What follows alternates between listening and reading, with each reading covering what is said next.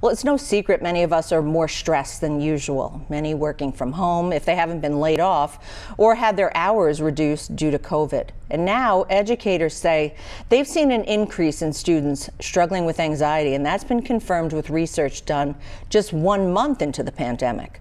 News 19's Marcus Arsvold shows you how La Crosse schools are hiring 2 new mental health counselors in the hopes of helping students still dealing with these extra stressors brought on by the pandemic almost 1 year in.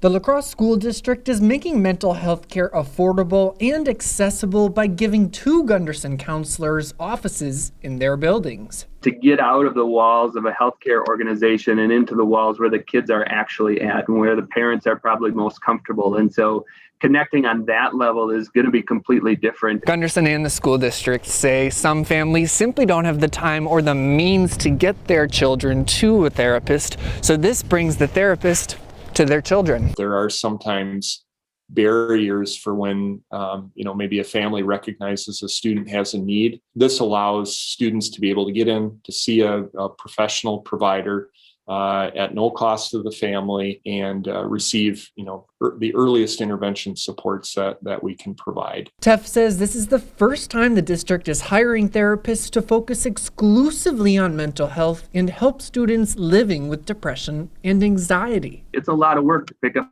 the phone and ask for help, or even drive across town and meander your way through Gunderson to try to get to an outpatient appointment. And so if we can reduce those barriers and meet the kids and families where they're at, I think everybody wins. And I think we're going to be able to intervene sooner and more effectively. Opening the door for clearer minds during hard times.